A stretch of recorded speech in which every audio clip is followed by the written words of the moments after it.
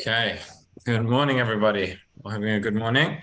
So we are up to the top of Daf Kaf Bet Amud Aleph. Maybe we'll just go back a little bit of what we saw yesterday in Masechet Makkot Daf Kaf Aleph Amud Bet Kaf Bet Amud Aleph. We spoke yesterday. We're still just dealing with this case of the Mishnah. It talks about somebody who plowed and within one action could potentially be chayav for 8 different Makkot, for 8 different lavim, right? That was the Mishnah that we saw yesterday. We went through that a little bit. We had the discussion about one of the lavim that the Mishnah mentioned was kilayim bakerem. We saw that was saw the machloket as to precisely what that means, but there was the idea Rabbi Yanai said that somebody was chofer kilayim, meaning that if one would push dirt over the seeds, that is equivalent to planting, and that seemingly is what was done here in the Mishnah. And discussion between Rabbi Yochanan and Reish Lakish as to what would happen had Rabbi Yanai not taught us that would it be obvious that was the case of the Mishnah, or we would say, no, the Mishnah is like the opinion of Rabbi Akiva. We saw Rabbi Akiva said that one would be lokeh even just for Mekayem Kilayim, just for maintaining Kilayim and not necessarily planting them. Then the Gemara asked a question, said, okay, but if you're saying that the Pshat in our Mishnah is that Chofer B'Kilayim is lokeh, that why are you getting the Malkut? Because on the one hand, it's the plowing, right, which is causing essentially the kilayim to be planted, and that is the issur of kilayim. But what about the fact that it's zoreya as well, that you're planting, which is a separate melacha on Yom Tov? So then we got into the discussion about whether we say chiluk melachot on Yom Tov. We certainly say chiluk melachot on Shabbat. The question is, do we say chiluk melachot on Yom Tov as well? So the Gemara says no. And then already we had 2 answers. Right? I'll just mention the first one again because it's going to come up again in today's daf, which was, we said Tana v'Shiur. In other words, the first answer was yes, the Mishnah did list just 8 different 8 lavim, but now you're saying that there's potentially a 9th. Well, there is a 9th. There could be more, but we say Tana v'Shiur. It didn't count all of them. It just started giving the examples. It gave some of the examples, but left some out. But then the Gemara rejected that answer because it said you can say Tana v'Shiur if it's just a list, but where you have a number, you say there are specifically 8. It seems to be a bit strange. You say there are specifically 8, but there are actually 9. So then we said the answer was right that we say chiluk melachot marava. You have a look at the bottom of Kaf Aleph Amud Bet, right, the end of the narrow lines. Amarava yesh chiluk melachot b'Shabbat ve'ein chiluk melachot b'Yom Tov. We said that we separate between the different melachot. There are going to be different prohibitions and different lavim when it comes to Shabbat, but not when it comes to Yom Tov. Amalei adat hey. We say yes, that's all good. That is the answer. So then Abaye challenge from the following braytas, what we saw yesterday. We'll just go through it quickly. It says Eitvei Abaye. Ve'ein chiluk melachot b'Yom Tov. Is it correct to say there is no chiluk melachot b'Yom Tov? What about this brayta? Tanya mevashel gid b'chalav b'Yom Tov ve'achlo lokeh chamesh. Right, somebody who cooks the gid hanasha in milk on Yom Tov and then eats it is in fact subject to 5 sets of malkot. Why 5? Right. Lokeh mishum ochel gid, 1 for eating the gid, which is forbidden. Lokeh mishum avashel b'Yom Tov shelo letzorech, 1 for cooking the gid on Yom Tov. There's no purpose in cooking it, and therefore it's a forbidden malacha. V'lokeh mishum avashel gid b'chalav, a separate prohibition for cooking the gid, which is meat, in milk. V'lokeh mishum ochel basar v'chalav, and a separate prohibition for eating milk and meat together. V'lokeh mishum, over the page, mishum havara, and another one for havara, for lighting the fire, which is a separate malacha of Yom Tov. So what you see from there, you see from that baraita of those 5, we've listed cooking on Yom Tov shelo letzorech and havara on Yom Tov shelo letzorech. So 2 separate melachot. So that baraita seems to imply that there is chiluk melachot on Yom Tov.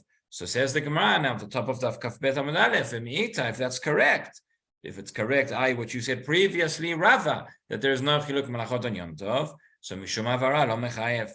You should not have a separate chiyuv for havara, for the separate malacha of Yom Tov. You've already said mechayev for bishul. In other words, should be 1 chiyuv for violating Yom Tov, but not separating the melachot. So answers the Gemara, you're right. So you're correct. So take out havara, right? Say that's not a separate chiyuv for havara, but there are still 5. How do you still get to 5? You get to 5 with gida nashe of nevela. Not just that it was for eating, right? There's no prohibition to cook the nevela, but there's a prohibition to eat it. Unlike meat and milk, where there is a prohibition to eat and to cook and to derive benefit, right? Meat and milk, basar b'chalav, is quite unique amongst the Isurei Achila. The Gemara Pesachim goes through different Isurei Achila and explains whether an Isur Achila and an Isur Hana'ah as well, whether there's also a prohibition of benefit. Again, usually there is no prohibition of benefit. Just by meat and milk is different. But even then, meat and milk is extra stringent because there's an Isur Bishul. But in this case, so you say that it was a Gida Nashe of a Nevela, so it's a non-kosher animal, meaning this particular animal is non-kosher because it has not undergone shchita, and that is how you would still get to the 5. But the problem with that, says the Gemara, Vatani Rabbi Chia lokesh shtayim al achilo tov shalosh al bisholo. Right, Rabbi Chia worded it slightly differently. He said in this case where you get 5 Makkot, 2 of them are for eating, and 3 of them are for cooking. But now we've just explained if we take out. That works if you say havara, that's related to the cooking. But if you take out havara and instead you replace it with the fact that it was achila of a gida nashe of a nevela, we've just said there is no isur there is no isur on cooking, the isur is on eating. So now you're making it that there are 3 malkot related to eating and 2 related to cooking, but that doesn't work anymore with what Rabbi Chia said, right? Atani Rabbi Chia. Lo keshtayim al achilatov shalosh al bishulo.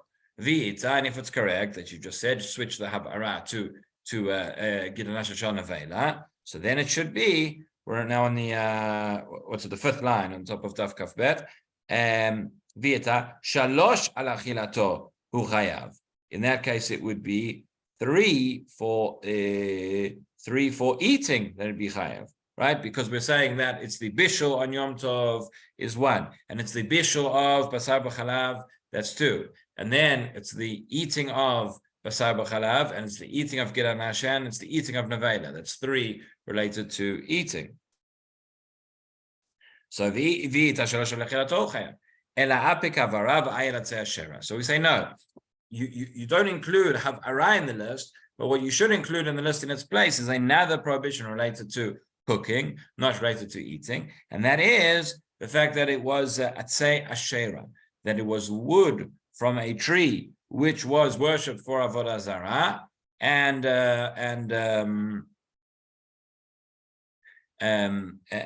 you use that wood, you are not allowed to benefit from that in any way. You cannot use that for firewood either, because that's avodah zarah.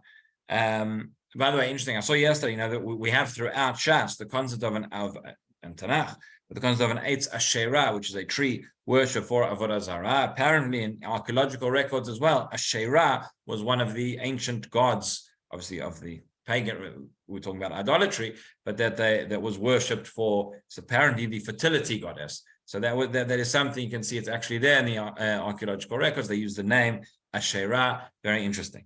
So the azhara, the prohibition is found in the following pasuk: "V'lo yidbak biyadcha."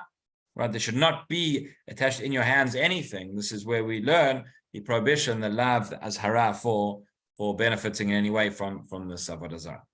So Amalei Rav Acha Breder Rav Ashi Velil Keinami Mishum Lo Tavitu Avar Beitecha. Say if that's the case, that you're saying it's the case of Atzei, really it's not just 5 lavim now, there should be an additional one because of the fact that you took possession of it at all. You're not allowed to bring these things into your house.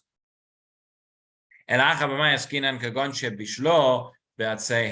says no. Rather, the case is talking about where it was wood from hekdesh, right? Not wood which was designated for avodah zarah, but wood which is designated for the Beit HaMikdash. But that also you can't just use for your own purposes. Right?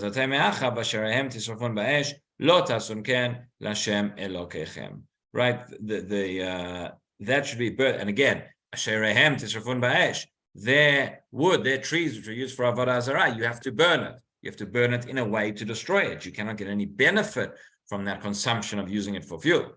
But that's what you have to burn. However, that which is designated to Hashem your God, you cannot burn, you cannot destroy, you cannot erase Hashem's name, as we know, with one exception, which comes from our Parshat Shavua, not relevant nowadays. But we know the story of the Sotan, where the name of Hashem was written on the parchment, and that was put into the water, and the ink was dissolved.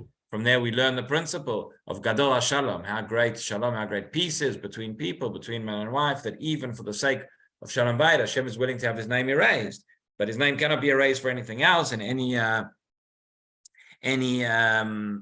object which is hekdesh, right, cannot just be destroyed. So based on this drasha as well, there's an interesting tshuva which I saw yesterday in Igrot Moshe. Maybe I'll put it up on the screen for you. But this drasha of Lo Tasun Ken Hashem Elokechem. So Rav Moshe Feinstein was asked the following question. And have a look at this. He says, "Im mutar lakachat chaticha me'avnei hakotel ha'ma'aravi lamazkelet." Okay, nowadays I think you probably have a harder time doing that. You can see the tshuva was written in Tafshin Lamed, so it's going back some time. But somebody wants to know, so this is not long after the Kotel was liberated. Somebody wants to know if they can go to the Kotel and they can take a piece of stone from the wall, take it home as a souvenir, right? They weren't willing to do with a key ring or a magnet. They wanted to know if you could go, and I get presumably the person's asking, they could go and maybe chisel away a bit of the, it's a tiny piece of the wall of the Kotel and take it home. So obviously there are questions here of the story of the public property, etc. But Rav Moshe discusses in terms of where the wall was and whether this has the kedusha of the Azara or not, etc. He goes through as a long tshuva here. I won't go through the whole thing with you, but he invokes our drasha over here in Seif Yud Gimel in the tshuva. He says like this. He says, האיסור שיש בנטילת אבנים מן הכותל מצד לא תעשון כן.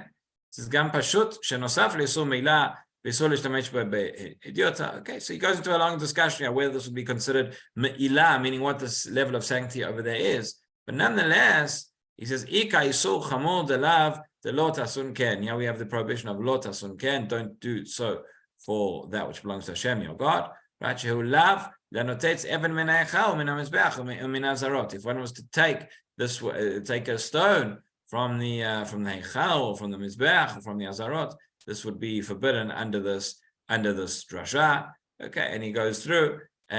He says even if he's got right, afim neima shu kavanah tova, al kol panim derech hashchata ba'kotel shaveh b'zeh alav de'ika malkot. This would be a prohibition. You'd get malkot for this, and then.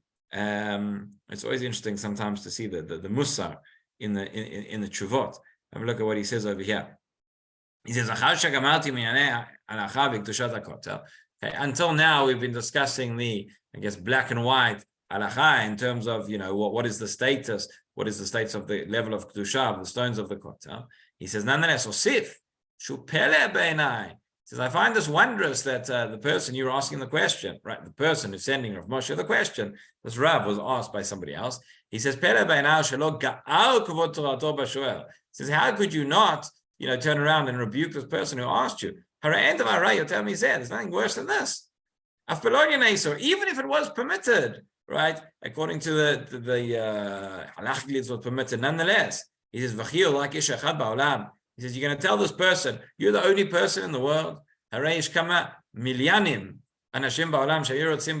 People are going to hear about this. It's going to be a new startup, right? Come to the Kotel and get your souvenir. He says, you're going to allow one person to do it, and then people are going to pay for it. He says,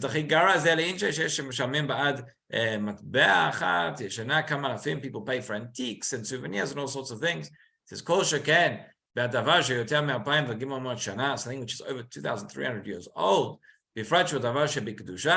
Right? Can you imagine, in all the souvenir shops, all the Judaica shops, what's going to happen? So you're going to allow this person, one person, going to take a stone from the Kotel. There's not going to be a Kotel left. Everyone's going to want it. Not going to be enough.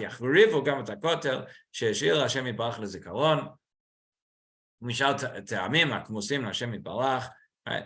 And he goes on, he says, so this is inconceivable that you're going to go and you're going to even countenance this thought to allow somebody to do that. Okay, so that is all from the drasha of Lo Tasun Ken Hashem Elokechem. We mentioned yesterday as well, and from the drasha of Lo Tasun Ken, we learn all about the requirement of Geniza, Right? Big problem today with all the printouts and all the sheets and all the Divrei Torah and the Elonei Shabbat and the newspapers and things which come out every week. The big discussions in the poskim about that, whether a printed word, if it has Shem Hashem, if it doesn't have Shem Hashem, if it's just Divrei Torah. What if you have Divrei Torah that are in a newspaper? Does that need a Geniza? We're filling all these things up. We're running out of space. So I'll just mention one thing the poskim say. If you have a newspaper, for example, right? So long as Shem Hashem itself is not printed, generally speaking, I think at least the religious newspapers are careful not to print Shem Hashem in the paper. But let's say you have a newspaper which has got a Divrei Torah in it. Take a B'Sheva as an example. So it's got, all the news and all the advertisements and all the things. But within the newspaper, it's got Divrei Torah as well. Does a person have to go through and, take out the Divrei Torah to put them in Geniza? So the answer is that, again, so long as we're not talking about Shem Hashem itself, if the majority of the newspaper, again, is printed for other things, and it just happens the Divrei Torah are a part of that, but it's not the main part, then that would be, one would not need to worry, one would not have to take it out, and the whole newspaper itself can be disposed of, recycled, whatever it is. A few years ago, Rav Melamed had an article where he went through the different Elonei Shabbat. They've changed a lot over the years, but he went through and he said that if the majority of it is not Divrei Torah and it's advertisements and all sorts of things, so then maybe you could dispose it or not require Geniza. So he actually went through and he worked out the percentages in the different Elonei Shabbat of what percent of Divrei Torah there are in it. You probably won't be surprised to hear that the percentages were not that high for most of them, but they've changed since then. That's going back already probably about a decade. So continuing in the Gemara. So now the Gemara says we're about a third of the way down. Kaf Bet Amud Aleph. So we have a siman. Again, the Gemara does this sometimes. Siman, in order to remember what's coming next. The siman seems to be based on the names of the different Amoraim that are coming up. And what the Gemara is now going to do, we're going to ask 8 questions in a row. 8 questions in a row regarding our Mishnah said that we have a case, right, where a person plows, and in that one action of plowing, they are transgressing 8 different lavim, right? You remember, we'll just read it again quickly so that we remember what we're talking about. Go back to Kaf Aleph Amud Bet, right at the top, which is the continuation of the Mishnah. It says, Yesh cholesh terem echad v'chalav mishum shmone lavim, 8 different lavim, achoresh b'shor v'chamor. You're plowing with the shor and the chamor together. That's 1. Ve'en mukdashin, they are hekdesh. That's another 2. So we're up to 3. Kilayim b'kerem is 4. Bashvit is 5. B'yom tov is 6. V'kohen v'nazir is 7 and 8. B'beit hatumah. And then we said maybe if he was wearing shatnez, whatever. So now the Gemara is going to say 8 Amoraim in a row. Say, wait, you just have 8. We can give you 9. We can give you 10. We can give you 11. We can find other lavim that a person could be doing at the same time. Now, the machloket we've already seen in the Mishnah said that if, one opinion said, what about if a person is wearing kilayim? And we said, lo, ze lo min Hashem. That's got nothing to do with the action of plowing. So we seemingly are looking for more lavim, which one would transgress through the action of plowing itself. So says the Gemara, matkif le Rav Hoshaya, v'lichshov nami azorea benachal eitan.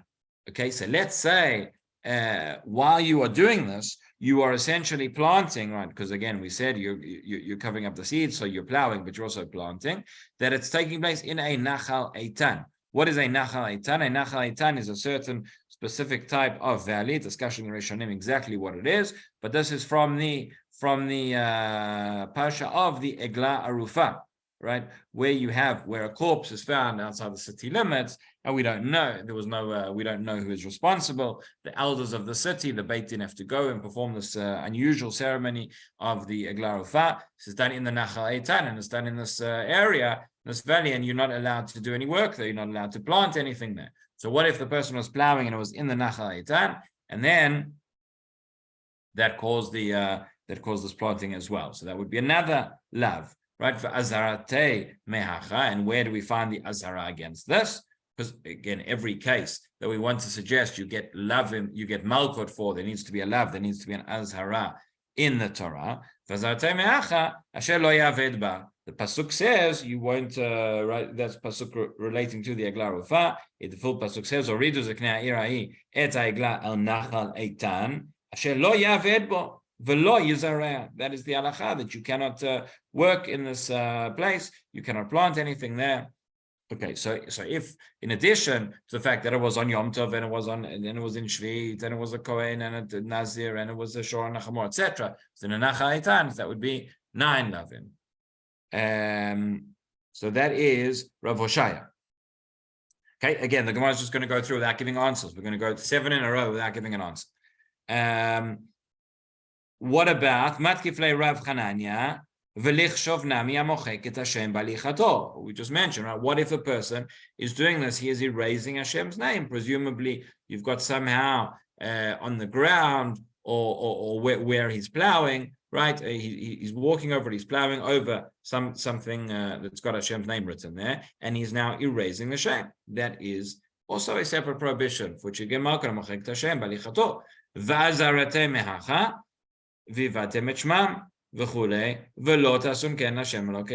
is the pasuk that tells us you will destroy, when it comes to avodah zarah, you will destroy it, but you won't do so. That's the pasuk we saw earlier. Same pasuk, same drasha. Don't do so for Hashem, your God, right? V'nitatztem et mizbechotam. You'll smash their altars. Shibartem et mazevotam. V'shelehem titzufun ba'esh. Again, their trees you'll burn in fire, as we discussed. Psilei Elohehem tegadeun v'ibadtem et shmam. Right? You will destroy their name from that place. That is the previous pasuk, and then the next pasuk says, "Lo tasun ken Hashem lakechem." Don't do so to Hashem. All right. So that is the second attack. We're now about halfway down the Amud. Number 3, matkiflei Rabbi Abau v'lichshav nami hakotzetet be'arato. Right. So a person who has a baheret, which is one of the nigaim, one of the forms of sara'at, and you're not allowed to go and just cut it off. You have to go to the Kohen, and you have to do the whole procedure, and you have to wait for it to become in order to become tahor. So if a person was to cut that off, right, that would be, so through plowing somehow they cut off the baheret. That would also be, there would be another one. That is the source for that you have to be careful regarding negat zarat, not to cut it off.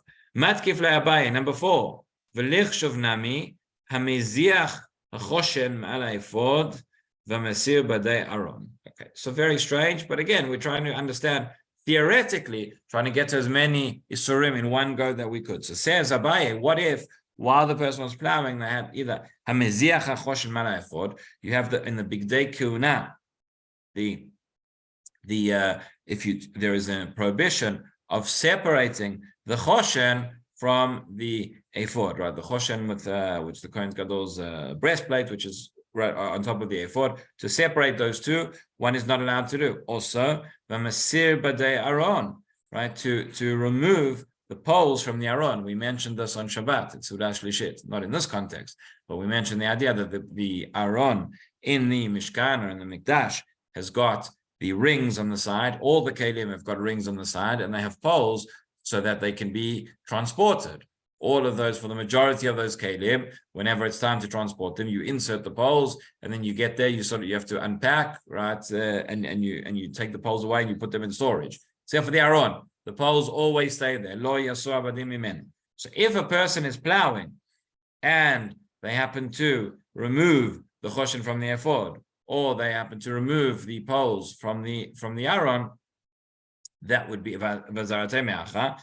Where do we find the love from that? Me'acha lo yasuru v'lo yizacha choshen. From those two psukim, there would be an additional love. What exactly is the case? What's it talking about? I think it's the Ritva who says that if you had removed the poles from the aron, i.e., you had removed them and you were plowing with those poles, okay. And therefore that's included. The Aruch LaNer rejects that explanation. He says no. He says it must be that through the act of plowing, you had come along, you're plowing, and the aron was nearby, and you went and you plowed into those poles and removed it. Okay, so very strange to have the Kohen Gadol standing there, or this person standing and plowing. But whatever way, the point is that theoretically, if through your action you incurred these lavim as well, so that would be additional set of Makkot for each. Next, matkif leRav Ashi, v'lichshuv nami hacholesh be'atzei hashela. Right, says Rav Ashi, what about if you're going back to our Asherah trees again? What if you were plowing with these, your plow was made from the Asherah trees, and that you're not allowed to use, you're getting benefit from it. Right, as we saw earlier, that is the same pasuk from where we learn that you can't have any association with them, with those objects used for avodah zarah.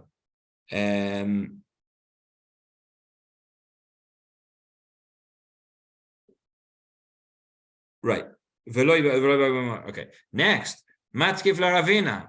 How many are we on so far? I've lost count. Matkif laravina. V'lichshav nami hakotzetz ilanot tovot. So what about if you were cut down and plowing from not from Asherah trees, but from fruit trees? There is a prohibition.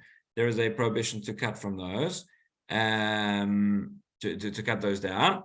This is actually becomes a fairly common question. Sometimes a person has a fruit tree in their garden, and then the tree is rotting, or they want to, they want to expand, want to perform renovations, and you want to move the tree. Are you allowed to cut it down? Okay, so that's an interesting question which comes up in halacha.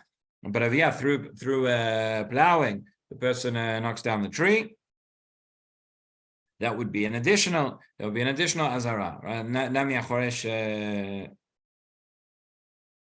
Sorry,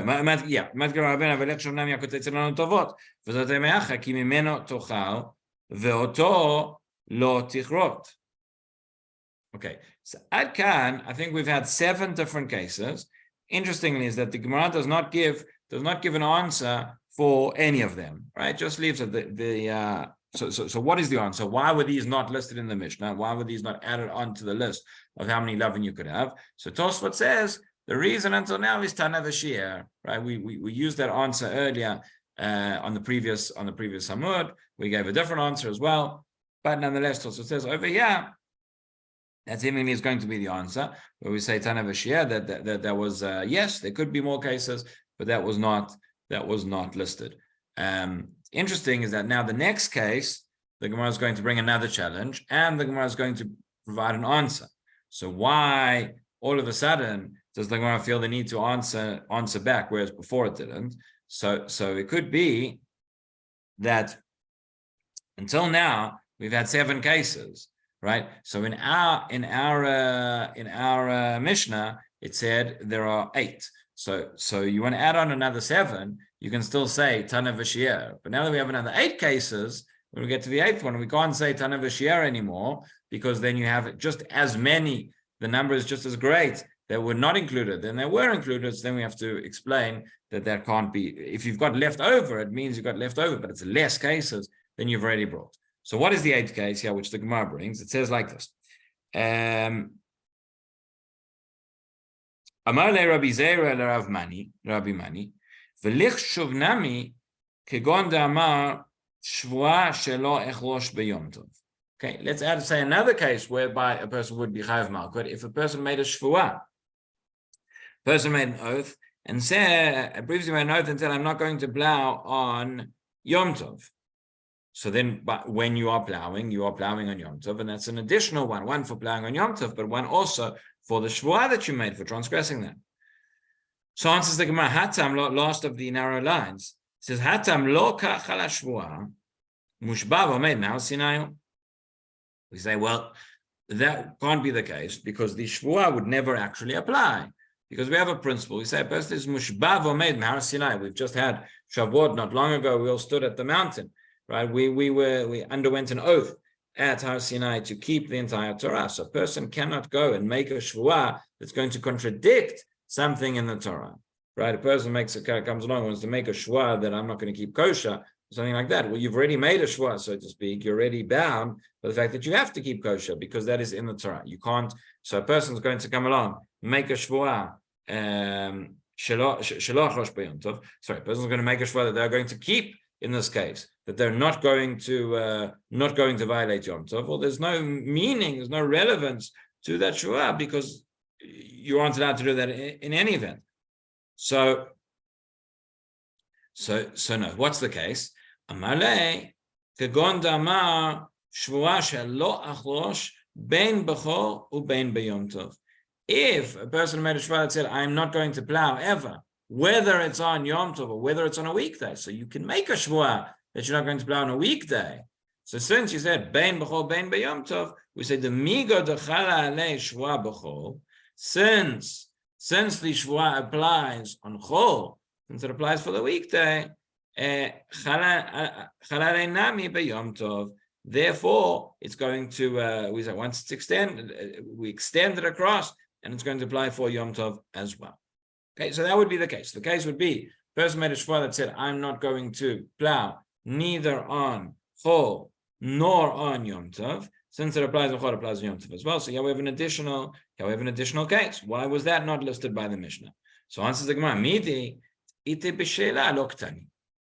So what's the difference is something that you could have a sheila. Sheila means that if you have an oath, you can go to a chacham and you can repeal the oath. You can do a sheilat chacham. In other words, it's not clear that the person is necessarily going to transgress here because they could go and do a sheila on their oath.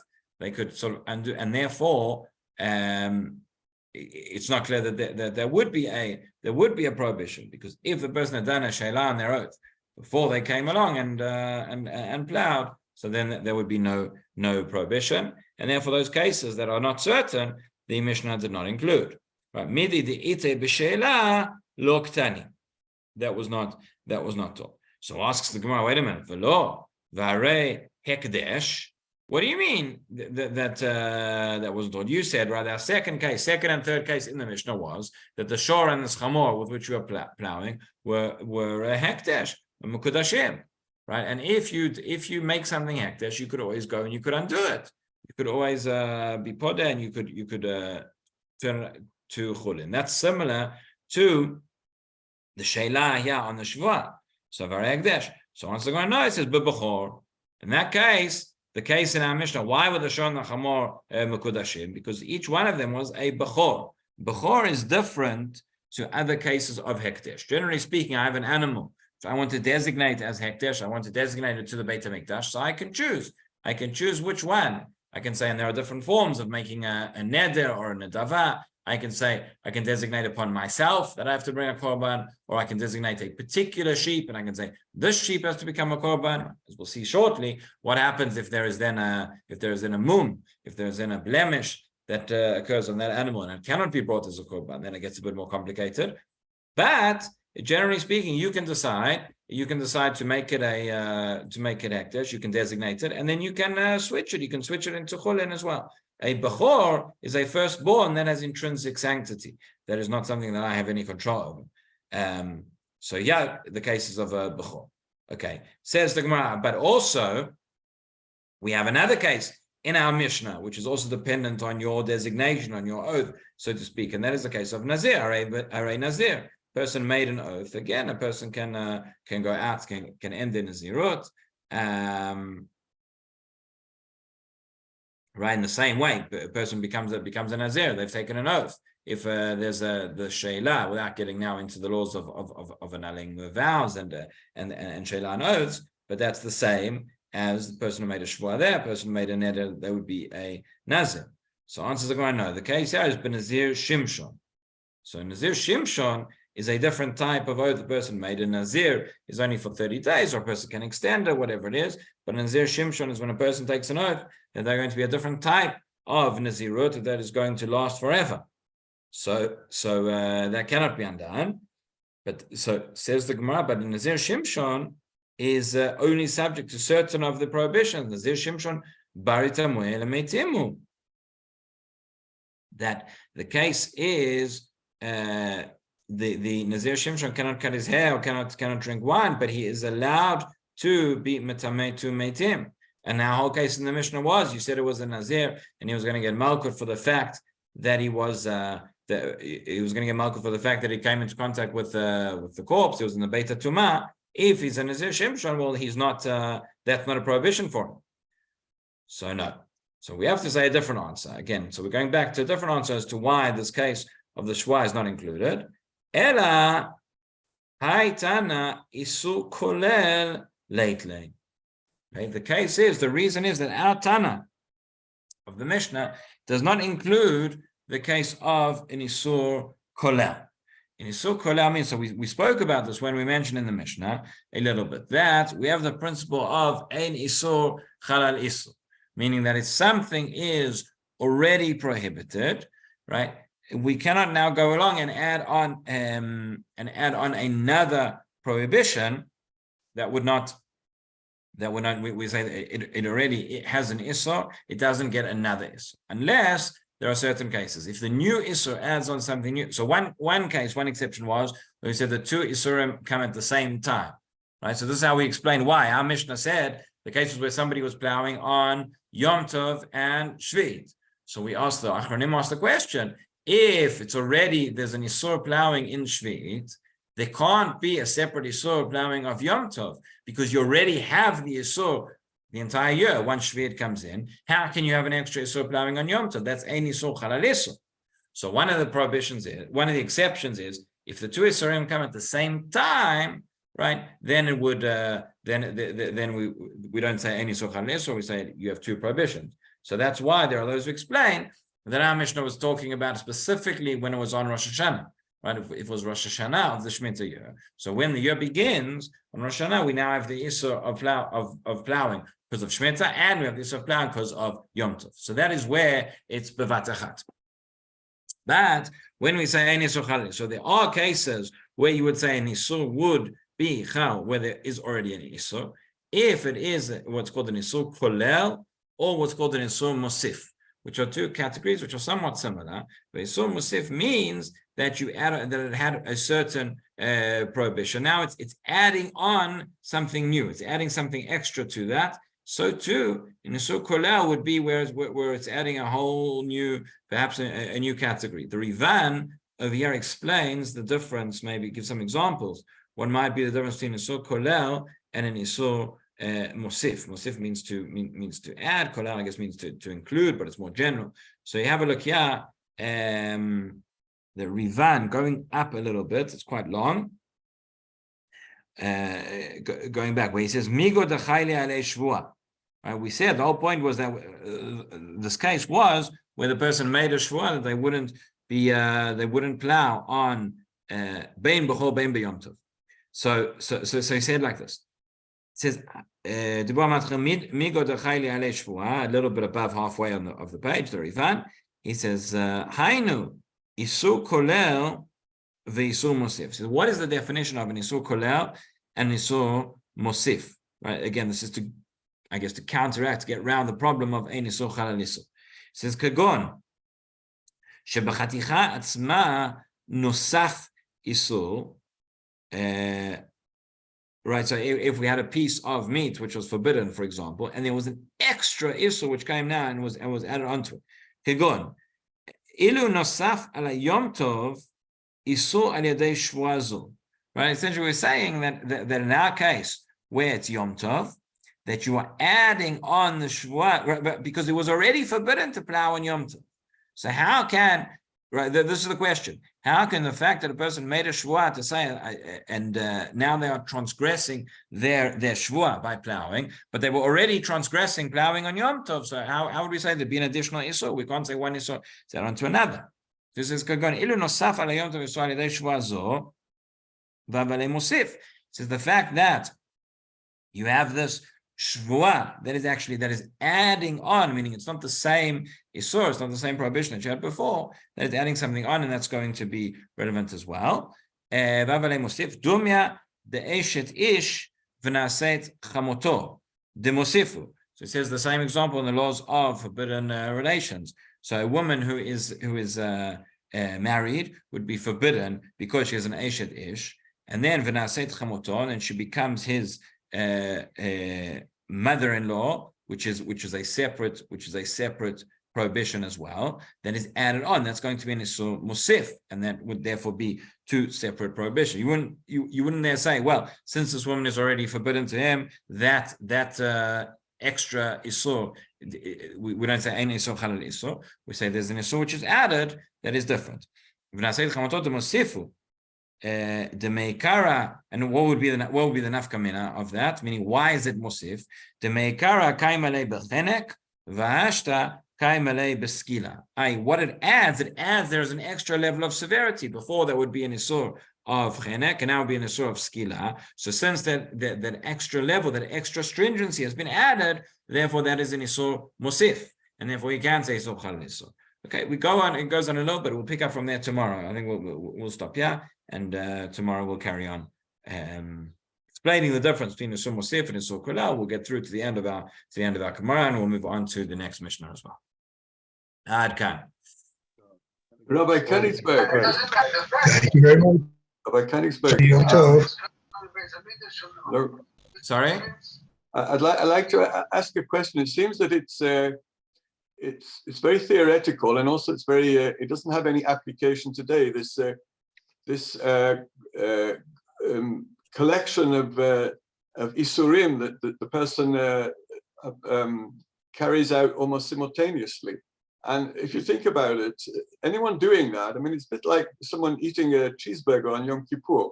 It's someone who is it's provocative. It's someone who is really a kofar. It's a completely different issue. And the question is, how would we relate to someone who behaves like this? I mean, there are people who behave like this. Do we put them in cherem? Do we deprive them of certain rights in the Jewish community? I mean, because what they're talking about now is multiple cases of Makkot, which is historically is irrelevant, and it's quite possible that people do make compound isurim without any sanctions. Right. No, I mean, as you say, I mean, this is all theoretical now. I mean, the entire Perek, we're talking about Makkot. It's obviously like these punishments, and even when these punishments were available, I mean, to a large extent, it's theoretical. But again, what we're trying to understand here is the philosophical underpinnings, meaning how do we define the separate actions? How do we define the concept of, for example, any isur chal isur is a very relevant concept, and that's something which comes up in halakha all the time. So we're trying to understand, we're trying to isolate, is it one separate action? Are they many actions? Are they connected? Are they not connected? How do we view that? Looking at chiluk menachot on Yom Tov, on Shabbat, etc. In terms of the practical question, if a person was to do this, okay, but probably unlikely. And it's probably unlikely a person's going to get, warning for all the different things. They're going to go ahead and do it anyway. So, right, if a person's going to reject it, they probably wouldn't care what we have to say. But it's, again, I'm trying to understand the theory and trying to understand the principles behind it. Okay, we can talk more about it tomorrow. Okay, fine. Thanks. Thank you. Have a great day.